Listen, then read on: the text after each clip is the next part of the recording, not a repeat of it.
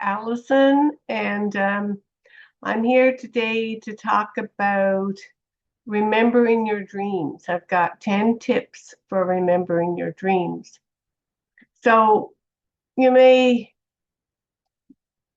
be wondering, why is it important to remember my dreams?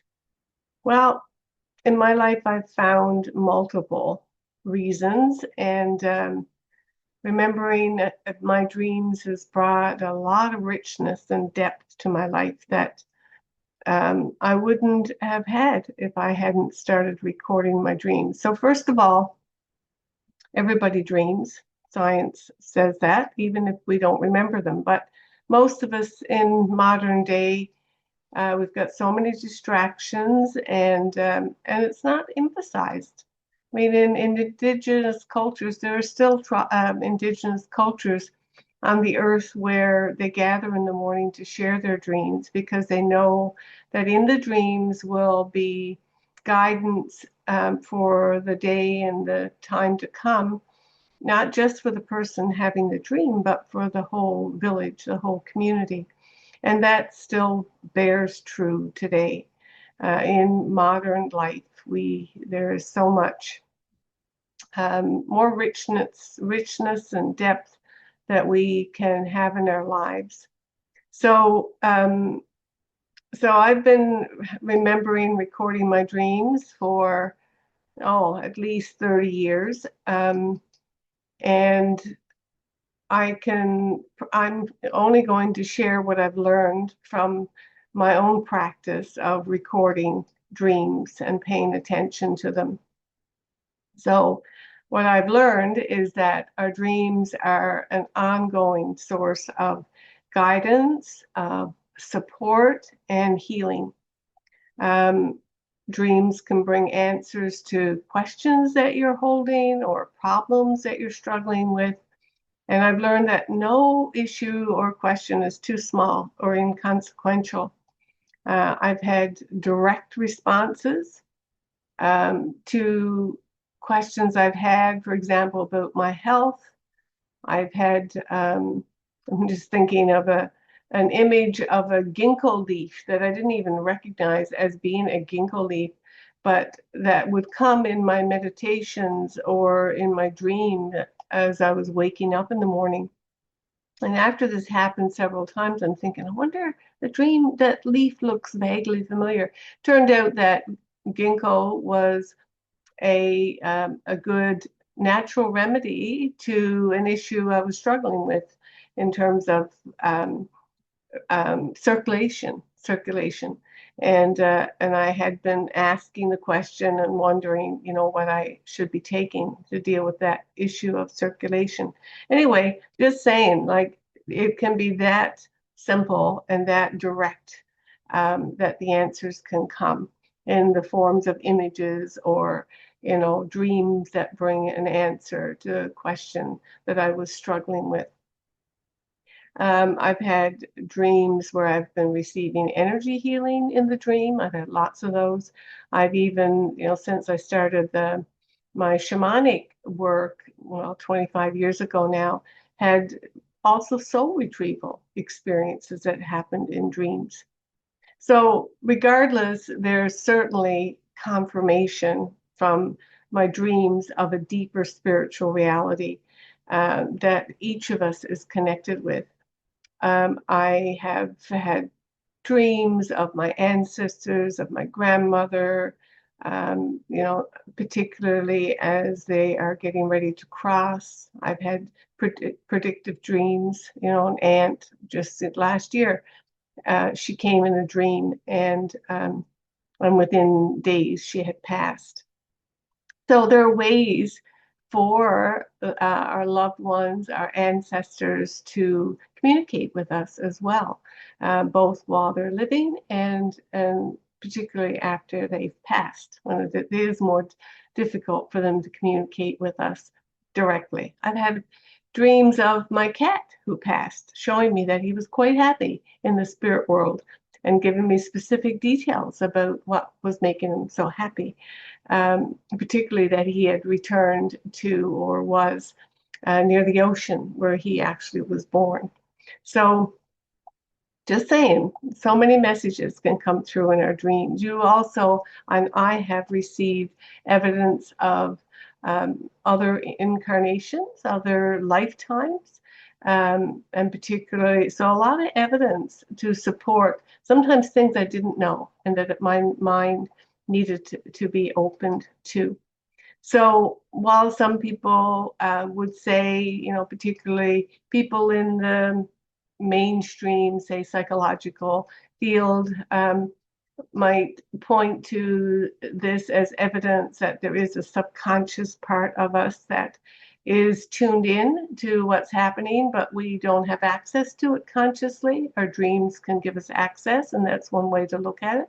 But I also have had lots of proof through my dreams that there are other spiritual realities that I am either existing within that's much more expansive than just this 3D waking world, and that I have access to as well. So anyway, dreams can just, in my experience, bring so much depth and richness to your life. And that's why, if you're curious about your dreams, there it is something well worth investing in. So I'm going to give you some tips that I've learned over the years and that have helped me remember my dreams. So I'm 10. I've got 10 tips that I've identified with. So, like I said, been listening to my dreams for over 30 years, my nighttime dreams, and they certainly have guided my own personal healing journey and spiritual journey, as well as helped me. That's another thing in my work as a shamanic practitioner. I often receive dreams for people I'm working with specifically, whether it's a private client that I have a session with on a particular day. I always pay attention to and ask for a dream for that person. And that is something that's been very helpful, and also confirming to people that I've been working with. And when I'm working in groups as well, I often ask for guidance from my dreams, and that's guided my work there. So, all right.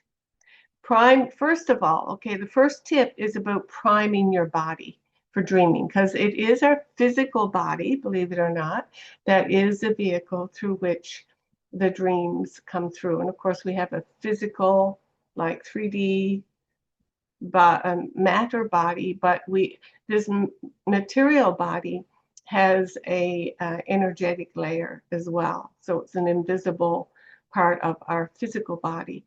Some shamans would say, this is our body soul, our body soul. So it's perhaps others might say it's our astral body, but it is directly related to our physical body. So that's why priming your physical body and taking care of it to get it in the best place to receive dreams is important. So there are particular vitamins as well, and food, herbs and food that can support optimal brain functioning and also your sleep quality, that are known to help with dream recall.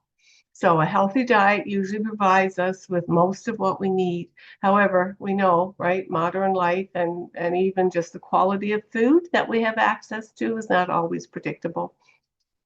And many of us may have some deficiencies. So some of the most common and safest supplements, I'm going to just give you a list of those so if you want to take a note, include vitamin B6 is particularly related to dream recall. I've noticed that when I've been taking B6 that seems to help.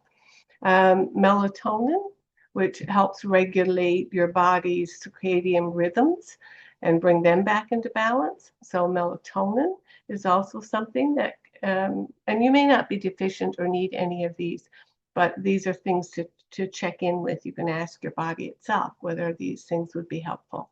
Valerian root is known to be helpful, as well as chamomile.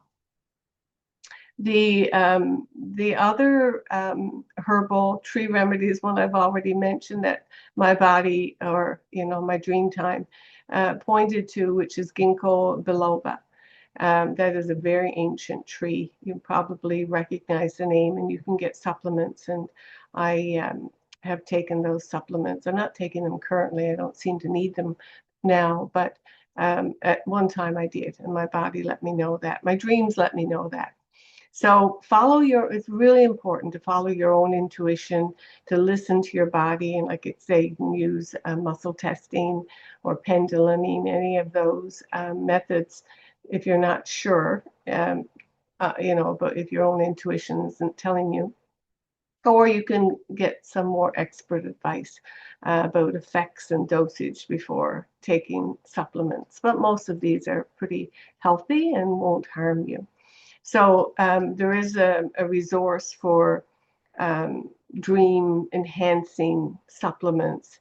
Can be found there's this luciddreamsociety.com, and they have lots of specific advice there around what can help you remember your dreams. So the website is www.lucid, Lucid,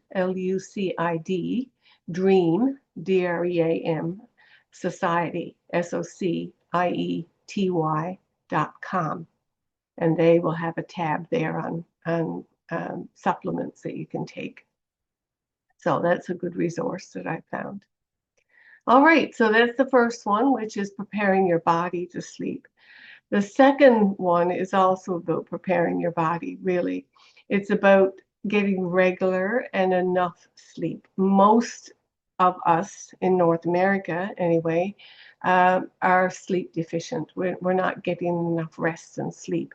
And the average person needs between 7 and 9 hours of sleep. I tend to need that at a minimum, and often, depending on what's going on, and particularly winter, summer makes a difference. I need more sleep than that. I can, like, 9 hours minimum for me, but everyone's different. So this is where it's really important to listen to your own body and to just, get all the rest that you need. You might even, naps are, I'm a really big napper. So being rested, the dream time comes after we've had our first 4 hours of deep sleep, which is our needed restorative sleep. And then we go into REM sleep, rapid eye movement sleep, which is the state in which is our dreaming. It's our dreaming time. And so you want to make sure that you are getting enough REM sleep. In fact, research studies show that you can be quite compromised health-wise if you're not getting minimum enough of that REM sleep. So the other things to keep in mind, just to send the message to the spiritual world, to your higher self, however you understand that, is to let those invisible realms know that you're ready. So have a journal and a pen next to your bed, a way to record the dream. I have used a recording machine before, but there is something about physically writing and using a pen and paper that brings it up a whole new level. And I'd be happy to talk about that if you had any questions. But some people would also say, have your journal open to a blank page, right? Again, all of these are conscious, but also send a strong message to your unconscious and to the invisible realms that you're open and ready to receive a dream. Another of my mentors would suggest having a glass of water next to your bed, because water, the element of water, is a feminine element, and it's associated with the moon and with the dream time. he would also suggest that you drink half of it before you go to sleep. And so what that can do, having enough water in your body is important for balance and health, but also can cause your body to wake up to go to the washroom. So that the wake up can increase the likelihood that you would remember a dream when you woke up. So the other third tip, so that would be the second one. The first one, prepping your body. Well, both of these have to do with getting your body ready, and also starting to signal to the invisible realms that you're ready to receive a dream. And so the other pieces of this are also about signaling and getting your intentions right, sending the right receptive signals out. So unplug from all technology and devices. It's a good idea not to have any of these things turned on, emitting frequencies within your immediate space. Particularly as you're preparing for sleep, so that you can be undisturbed and have, just your own subtle awarenesses. Because remember, our higher self is registering all of this. Best to leave those things outside your bedroom. And if you can, have, like, even if it's short, just a review and a let go of your day.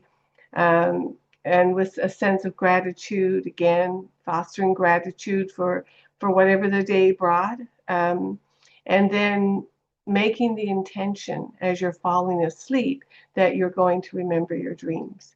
So connecting to your own, your desire to receive a dream, and then just let it go. Just let it go and relax as you fall asleep. And there's an element here of trust that your desire has been registered both in your own subconscious mind and and broadcast out to your spirit helpers and guides.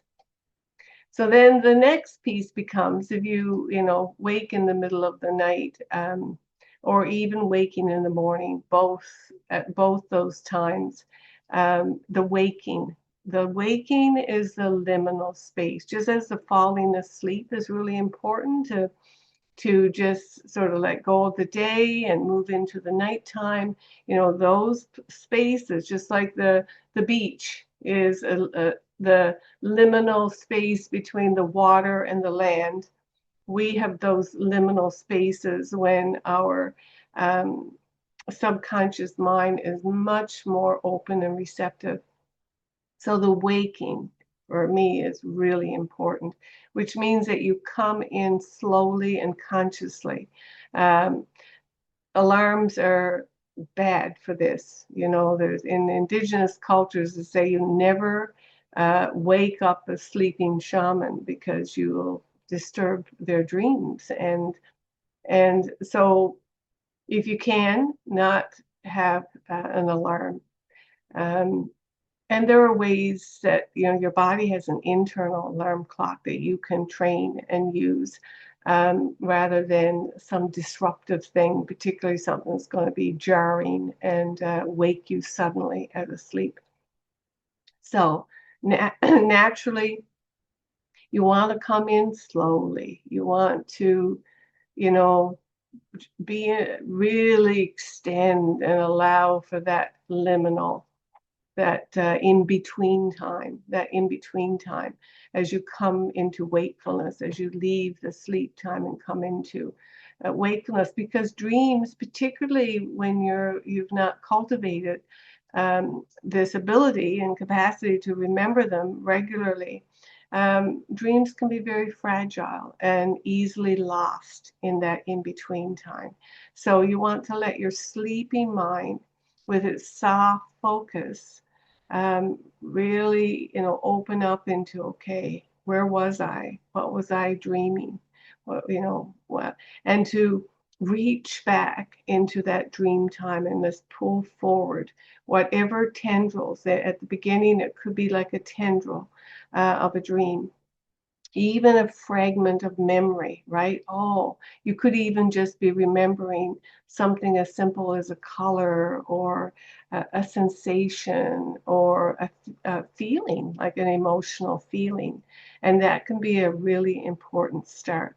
So at the beginning, particularly, you want to be just very open to whatever small tendril it is. And that can sometimes be like a thread, right? You pull on that thread and then it's like, oh, yeah, oh, yes, this, and then maybe the images, right? And other parts more fully. But at the beginning, you take whatever is available for you, and you record that in as much detail as you can, which is the next step. Because as many of you may know already, that when you're waking, how quickly waking life just kind of presses in, all the thoughts of the to-do lists and the things, the demands of the day can, while a dream was there as you were waking, then it can just kind of evaporate and you lose it and forget it. So this is why this liminal time upon waking is so important, to safeguard that and to spend your time there. So um, so then what I do when I'm in that space, either of sort of, particularly get as much of it as you can, and then sit up and start to write it and all the details that you can. Um, so if that yeah, and like I said, even the smallest fragment can be significant and meaningful. And also it sends to your subconscious mind and to the spiritual realms I'm really serious about this. I really am, open to receiving and wanting to remember.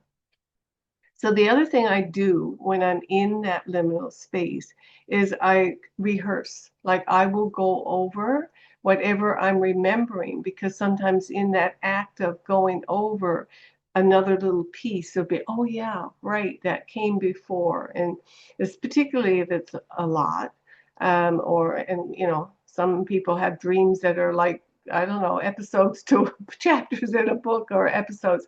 I often will have three dreams. That is a common pattern for me, to have three dreams that are connected, or three episodes or parts. But write down whatever you can, and if you need to sort of rehearse, but that's the critical time, is just as you're waking. So I guess, the other thing is, as you're staying in that liminal space, if you can stay still and not move your body. So, that also will um, help you, get the wholeness of whatever it is. And then, like I say, I kind of go over the dream several times until it sort of has its own reality, as more form and substance in my memory. And yeah.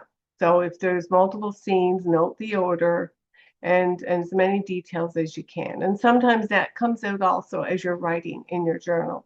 Um, so remembering to note not just the visuals, but also any sensations in your body, and also any emotions that accompany the dream, right? Whether you're feeling excited or you're just feeling calm and peaceful, or you're really angry, like whatever, all those things are really important pieces.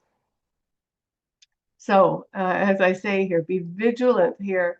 It says it's really important, I say essential, to not judge or dismiss the dream at this point, because even if you think you know what it means and you're just going to dismiss it as unimportant, or it's just me rehashing, there's all kinds of judgments that we've been given, that are not even our original thoughts, but there's lots of it in there, programming and judgment of dreaming as not important, or as not relevant to your life or meaningful. So even if you're thinking it's not important, or it's even like stupid or just nonsense, any other, particularly be vigilant to any of those derogatory kind of reactions, because trust me, they're not yours. These are things that you've taken on from the mass consciousness and the culture that we grew up with. So stay with the dream, right? I say do not abandon it. So then writing the dream starts to anchor it into the waking world. And so little tips for how to write it: use the present tense. So start with I am. Like, so in the dream, I am in this room. And this is what I can remember about the feel or the shape or the colors or the details of this room, whatever. And then, the action, what happens. And like I said, once you have it all on paper, then you can also give the dream a title. This is just another way to kind of anchor and start to capture the essence of the dream. So some people will say, like a news headline, as if you just had to, in a few words, create a headline about what this dream was about, whatever comes to you, then that can often help to capture the essence and help you remember it, particularly if you're writing all of your dreams down.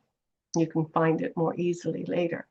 So just whatever happens here, just remember that you've now should feel good about yourself because you've succeeded in carrying that dream across the bridge, I'd say, between the worlds, right? Between the sleeping world and the waking world.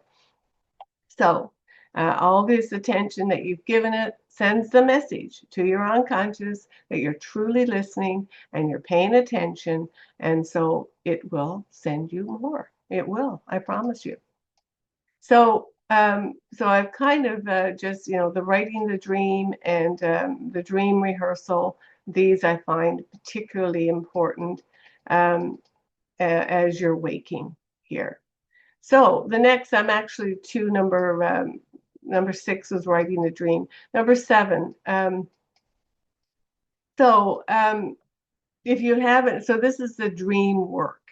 And again, what's most important is that you just, for now, is that you just get your dreams recorded. However, when you have time, and you might not do this with every dream, particularly if you start to get them and they start flowing, but there might be certain ones that you've asked, you've seeded this intention that you need guidance on something, but is the actual working of the dream. So I'm using the word work here because it does take time and attention.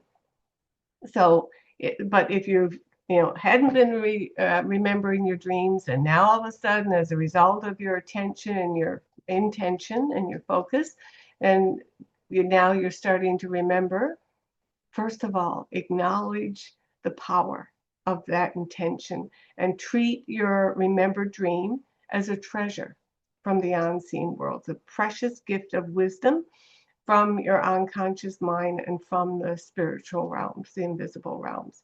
So now you can begin the discovery process, which is exploring your associations with the elements and the characters in your dreams.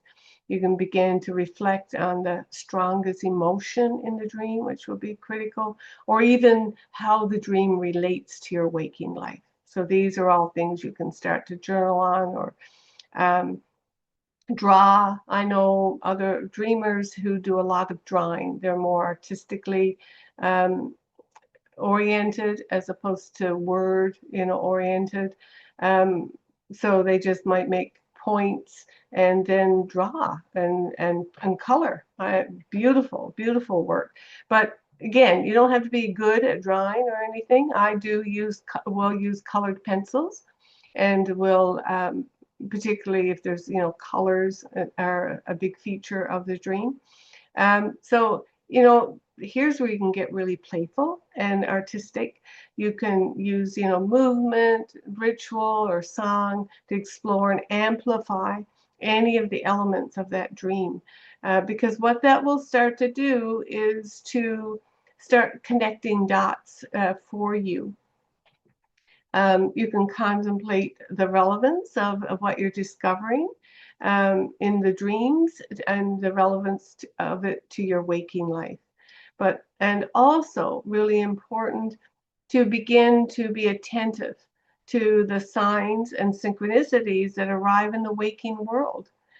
because there truly are no accidents. And that's what my keeping track of and beginning to do my dream work taught me, is that there's going to be so many connections, and the universe and nature and just life in general starts to show up to show you the relevance, uh, because our minds, our conscious minds, are not capable of seeing the interconnectedness of our lives and all of life everywhere. So these can start to show up. So just staying curious and open and playful, and seeing what happens. So the eighth, that was a big long that was a big long one around the dream work, is again starting to connect your dream to the waking world, because there will be connections, and lots of surprises can show up. So the eighth step I have out of the 10 tips is to share your dream with a trusted soul friend. And I say soul friend here because it's really important, and particularly in the early days, to guard your dreams like the precious yet fragile gifts that they are. Um, and before, those dreams have fully, I don't know, like formed themselves really, or taken on their own reality, it's like, having a new friend. At the beginning, you're just getting to know each other. And well, I find that dream work is a bit like that. It's, at the beginning, you slowly start to open up, right? As you learn that you can trust, and the things that you share are not going to be rejected or made fun of or diminished, right? So really important to have a soul friend who has the capacity to hold that kind of safe and sacred space for your dreams. And not everybody has the ability to do that. So do be discerning about who you share your dreams with, particularly at the beginning, where you're just developing your own relationship with your dream life. Um, so that's what I call number 8. So number 9 is to be patient, particularly at the beginning stages. If you're just, starting to get to know your dream life, and they're starting to come through, and you're beginning to record them and trust this process. I also say be patient, because dreams have many layers. I mean, I talked at the beginning about how in dreaming communities, it's understood, and this is also a Jungian concept, that your dream as intimate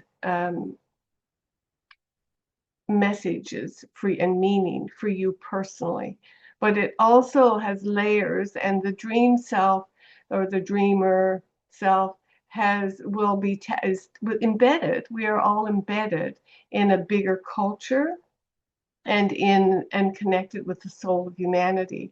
And so, as Jung so powerfully made clear with his body of work around dream time, is that we are embedded within the collective dreaming, and within the collective psyche.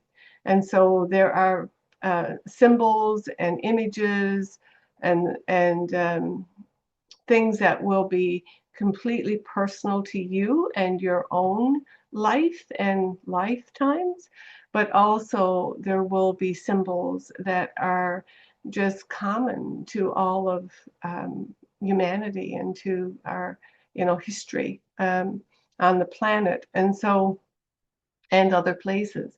So there are layers of meaning, um, and your dream can be quite complex, and can take, sometimes I've learned, not just days or months, but even years to start to reveal themselves and their layers of meaning. And you may not even in this lifetime, make all the connections and truly understand its complexity. And So that's the magic of dreams. I mean, that's what's exciting about dreams. They come from realms that are beyond, way beyond our physical time space bound world. And so, our lives are wrapped in mystery, right? Which is infinite and timeless and boundless. So dreams help you remember actually that you are that too, right? You are also timeless, infinite, and boundless. And so that's the preciousness of dreams and some of the richness that your dreams can bring you in helping you remember. So the 10th thing I have here, I'm sure there's more. And like I said, I've embedded a lot of things into these 10 points, but this is the power of community, the power of community. So if you can find one or more others to share your dreams with, when you're with people of like mind, like who are really, connected and want to be connected and develop their connection with their dream life, um, then who coming together regularly with the intention of just holding a sacred and safe dream space, that will also begin to activate and strengthen your own personal dream recall.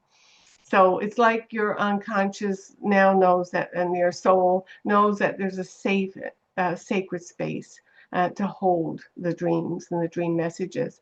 So a dream sharing circle can bring so much depth and richness to your inner spiritual life. So, I mean, I've found that in the dream circles that I've held. People have come who haven't remembered their dreams, perhaps of, I don't, haven't remembered a dream for years, like don't regularly remember. And just meeting on that regular basis to talk about dreams and to bring dreams in activates their ability. All of a sudden, it's like so exciting. It's like, I remembered a dream. I remembered a dream. So we've learned firsthand the power of a circle to hold a space and to actually activate and strengthen your own ability to remember and bring your dreams, into the waking world. So that's what I wanted to share today. I'm just going to quickly go back over those points again. And like I said, I'm sure that I could have made them more than 10, but the first one was, remembering preparing your physical body. So there are, natural supplements and herbs that can prime your body to remember your dreams.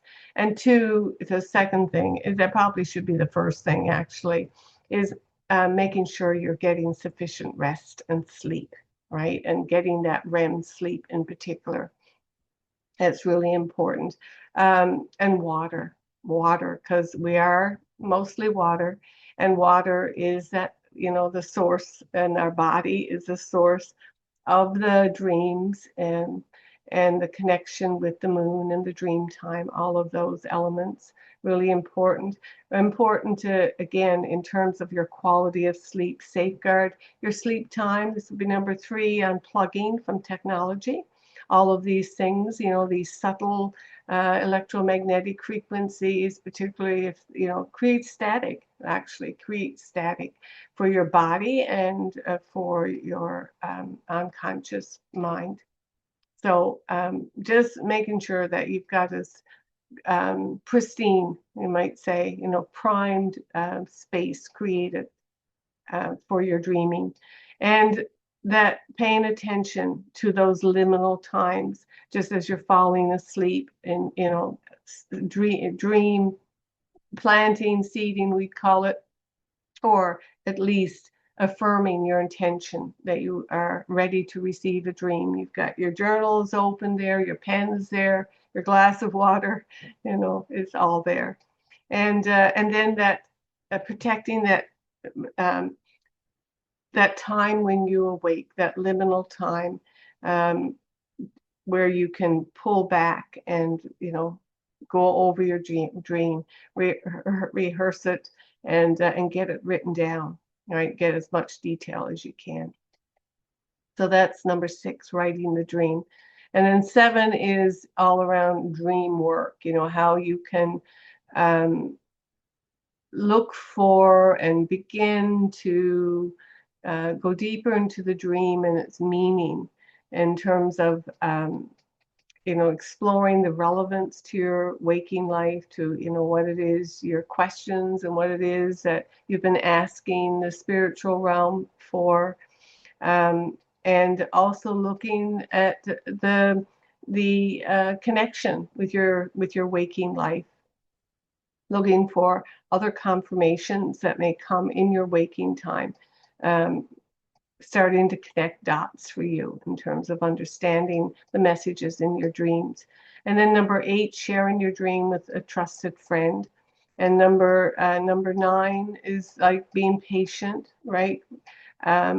Recognizing that it may take time for the dream to fully reveal itself and its meaning for your life, and remembering the power of community, how just even having a small group of people to share your dreams with can bring so much in and start to strengthen that dream recall and give you faith and confidence in the power of this work. Dream of dreaming. So that's what I wanted to share with you today. And whether I see you online or in a new moon dreaming circle, we're always dreaming, even when awake, but we do practice our journeying and our rituals and coming together.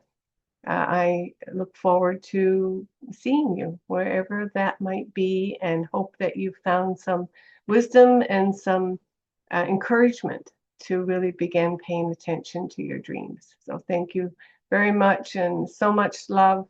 And I look forward to seeing you in a circle, around a circle sometime. Take good care. So much love.